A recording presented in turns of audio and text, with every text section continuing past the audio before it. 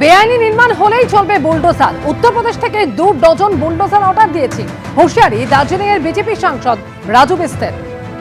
को पहले आइडेंटिफाई किया जा रहा है। आइडेंटिफाई करने के बाद मैं एडवांस में यूपी से 2 दर्जन जेसीबी मैं ऑर्डर दे चुका हूं। और मैं फिर कहना चाहता हूं, जिन्होंने भी इलीगल घर बना रखे हैं, कंस्ट्रक्शन कर रखा है, मॉल बना रखे हैं, सरकारी ज़मीन पे कब्जा कर रखा है, अपने से तुलवा लो, वो ज़्यादा अच्छा होगा। क्योंकि जब जेसीबी तोड़ेगा तो और चीज़ों का भी नुकसान हो सकता है। इससे बचने के लिए आप खुद उसकी तुड़ाई कर लो, तोड़ के रख दो। मुझे लगता है वो ज़्यादा उचित। মুখ্যমন্ত্রী শুভেন্দু অধিকারী তিনি গতকালই কড়া নির্দেশ দিয়েছিলেন এবং তারপরেই শুরু হলো এই বেআইনি নির্মাণ ভাঙার কাজ।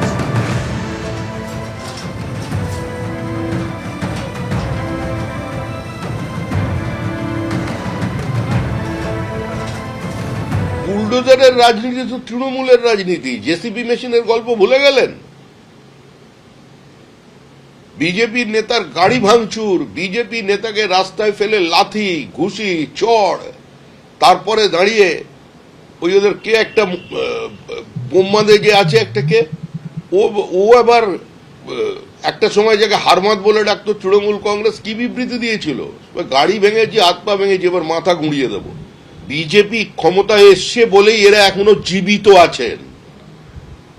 কিন্তু প্রয়োজনে আমাদের কর্মীরা অন্য ভাষাটা জানে।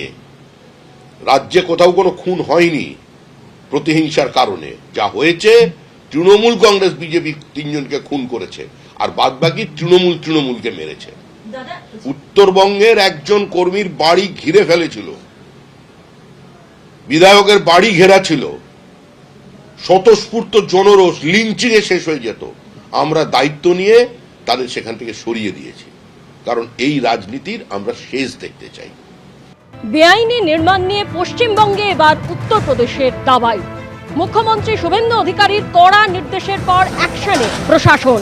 মুখ্যমন্ত্রীর কড়া নির্দেশের পরই এই বদলের পশ্চিমবঙ্গে বেআইনি নির্মাণ ভাঙতে আনা হলো বুলডোজার।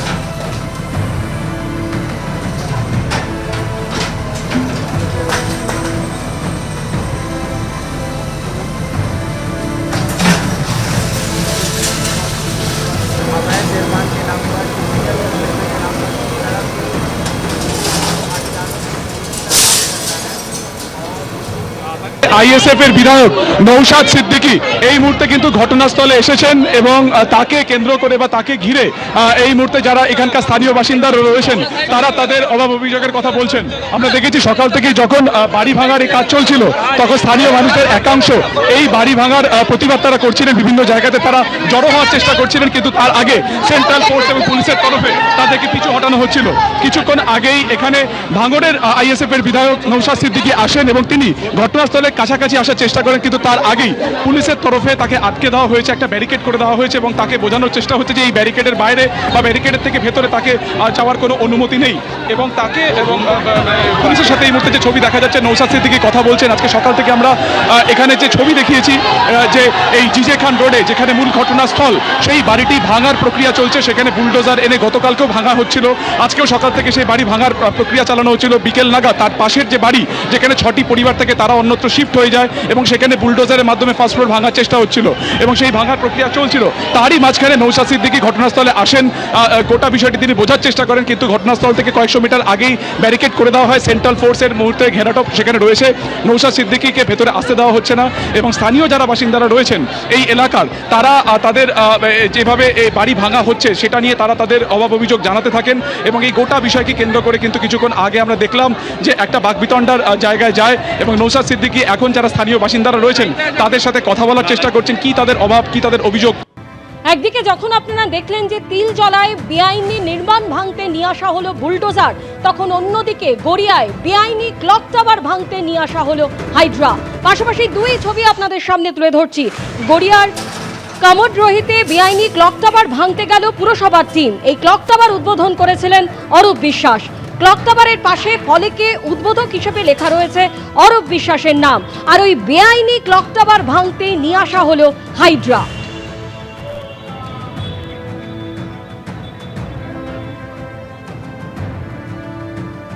কামডহরি ক্লক টাওয়ার, সেখানেও আমরা ফের দেখতে পাচ্ছি সেই বুলডোজারের মতোই কিন্তু এখানে নিয়ে আসা হচ্ছে হাইড্রা, এবং সেই হাইড্রা দিয়ে এই মুহূর্তে এই যে ক্লক টাওয়ার দেখতে পাচ্ছি, এই ক্লক টাওয়ার ভাঙার কাজ চলছে। খুব উল্লেখযোগ্যভাবে তোমাকে বলি যে এইটার উদ্বোধন করেছিলেন শ্রী অরূপ বিশ্বাস, তৎকালীন পশ্চিমবঙ্গ সরকারের মাননীয় মন্ত্রী। এখনো ফলকে নাম লেখা রয়েছে যে অরূপ বিশ্বাস, তিনি উদ্বোধন করেছিলেন। এবং সভাপতি হিসেবে ছিলেন হচ্ছেন সন্দীপ দাস, যিনি হচ্ছেন পৌর প্রতিনিধি 111 নম্বর ওয়ার্ডের। অর্থাৎ হচ্ছে পুর প্রতিনিধি এবং তার সঙ্গে মন্ত্রী, তারা এই ক্লক টাওয়ারটার উদ্বোধন করেছিলেন। কিন্তু সেই ক্লক টাওয়ারের বিরুদ্ধে স্থানীয় একটি ক্লাবের প্রতিনিধিরা তারা গিয়েছিলেন আদালতে, এবং আদালতে যাওয়ার পর আদালত ভাঙার রায় দেয়। কিন্তু অদ্ভুত বিষয় হচ্ছে, এর আগে পুরসভা ভাঙতে এসছিল, কিন্তু পুরসভাকে ফিরে যেতে হয়েছিল। যেটা অভিযোগ যেটা পাওয়া যাচ্ছে যে তৃণমূল কংগ্রেসের যারা কর্মীরা ছিলেন তারাই বাধা দিয়েছিলেন। তোমাকে সরাসরি দেখাবো, ক্যামেরাম্যান ভগবান শাহকে দেখাতে বলবো। দেখো এখানে কি লেখা রয়েছে। এখানে একটা পুরো লেখা রয়েছে যে কামডহরি ক্লক টাওয়ার, উদ্বোধক অরূপ বিশ্বাস এবং সভাপতি হচ্ছে সন্দীপ দাস লেখা রয়েছে। তো স্বাভাবিকভাবে আমরা দেখতে পাচ্ছি যে এই মুহূর্তে এখানে পুলিশ রয়েছে, কেন্দ্রীয় যে বাহিনী সেই কেন্দ্রীয় বাহিনী রয়েছে, সব মিলিয়ে পুলিশ প্রশাসনের যারা রয়েছেন তারা রয়েছেন, কেন্দ্রীয় বাহিনী রয়েছেন, হাইড্রা নিয়ে আসা হয়েছে, এবং সব মিলিয়ে কিন্তু এখানে কাজ হচ্ছে দ্রুত গতিতে। এবং এই যে ক্লক টাওয়ার যেটাকে বেআইনি বলা হয়েছিল, সেটা কিন্তু পুলিশি প্রহরায় ভেঙে ফেলার কাজ শুরু হয়েছে। হাইড্রা নিয়ে আসা হয়েছে, কলকাতা পুরসভা থেকে নির্দেশ এসছে যে তাদেরকে ঠিক এইভাবেই ভাঙতে হবে, এবং যারা কন্ট্রাক্টর কলকাতা পুরসভা তারাও এখানে রয়েছেন। পুরসভা কি বলেছে আপনাদেরকে, কি নির্দেশ দিল পুরসভা? এটাকে ভেঙে ফেলার জন্য আমাদেরকে নিয়ে আসা হয়েছে, আমরা ওটা করছি। কি আনতে বললো, মেশিন কি আনতে? হেডরা আছে, উইঞ্চ আছে, চেন পুলিং আছে, গ্যাস কাটার আছে, ম্যানুয়াল আছে, সব কিছু আছে। এটা আমরা নামিয়ে দেবো। না, সেটা আমরা জানি না, সেটা ডিপার্টমেন্ট জানে, অফিসার জানে। যারা কন্ট্রাক্টর তারা বলছেন যে তারা মেশিন নিয়ে এসছেন, এবং আমরা দেখতে পাচ্ছি হাইড্রা দিয়ে এই মুহূর্তে এই যে ক্লক টাওয়ার, সেই ক্লক টাওয়ার কিন্তু ভাঙার কাজ শুরু হয়ে গিয়েছে, এবং আজকেই এই ক্লক টাওয়ারটি পুরোটাই ভেঙে দেওয়া হবে। এবিপি আনন্দ, এগিয়ে থাকে, এগিয়ে রাখে।